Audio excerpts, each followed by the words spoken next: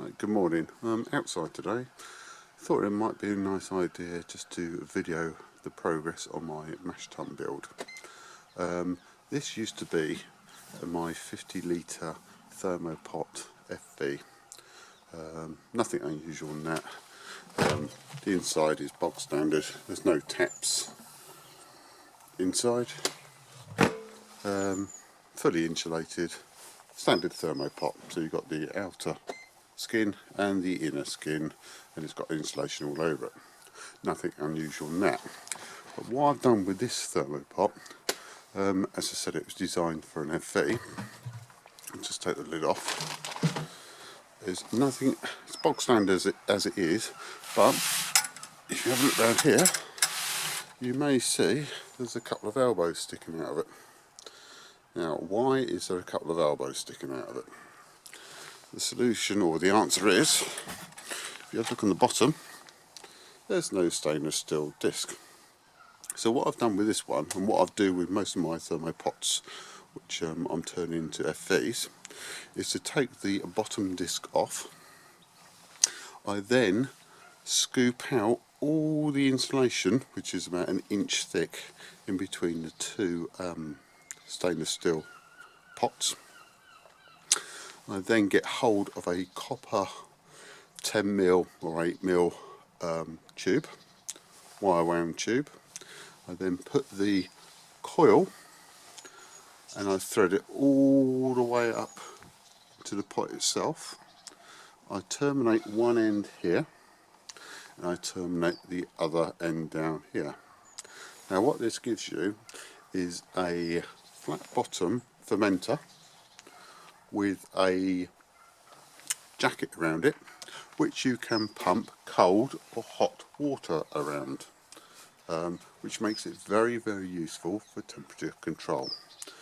I have done another 80mm Thermopot before, which I've actually put a heating pad, something that's like a 3D printer heater pad, which I've stuck on the bottom.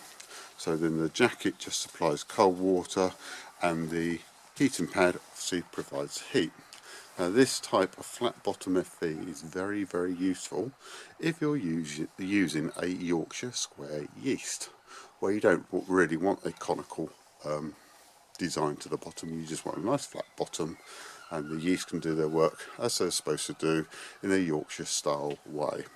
Anyway, I'm not currently using this as an FV. I've said I've got an 80 litre FV indoors. So what I'm going to be doing today is to convert this into a mash tun.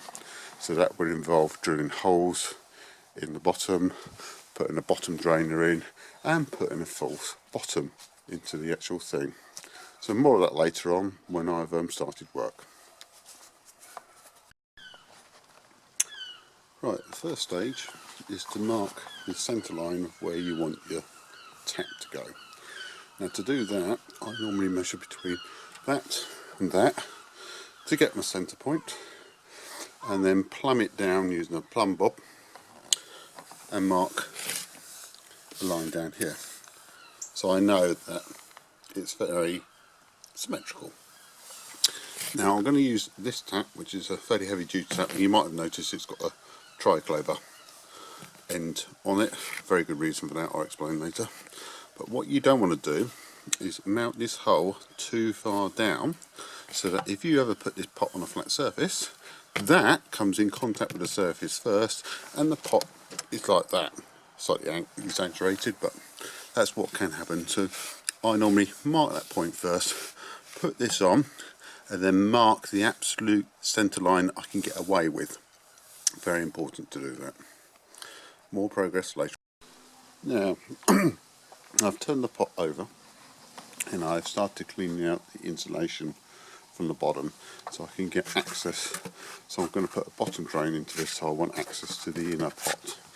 Now I don't know whether you can see this, but down there you might be able to see some copper, and as I said before, this is the copper coil that's going around the entire pot on the inside, which provides heating and cooling if it's used as an FV. My hope is that using it with a mash tun, I will also be able to keep temperatures constant. So that's it at the moment. Next stage, I've got to drill a hole through here for the tap, and I've got to drill a hole through here for the bottom drain, put an elbow on it, thread a piece of tube up to connect the two, and then I should have a nice bottom drain in the bottom of the pot. More later. Now the next problem you might involve or might encounter is that with the elbow itself, if you look around here, the elbow will be too high to where I want the tap to go. So in order to get over that, we've got to chop a bit off this elbow so it moves down closer to the inner pot. So it just involves getting the angle grinder out, cutting that part off,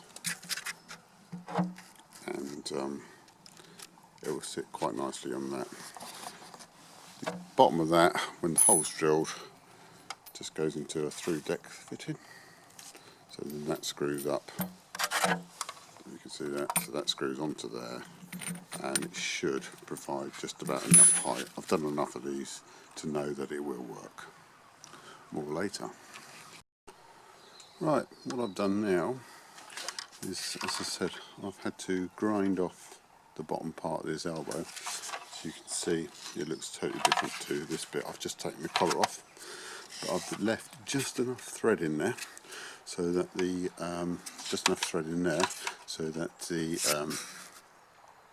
through deck fitting can be threaded in quite nicely. Now the next step is to actually cut this down so it's of a suitable height to go in here, so that when that is pressed against that, you can screw that in, seal it all up, and then the next stage after that is for me to cut this rod, stainless steel tube, and put a thread on that, so then that will then go into the back of the tap. So that'd be like that, thread into there, the tap will be through this hole through there, and I should have a nice bottom drain. More later on.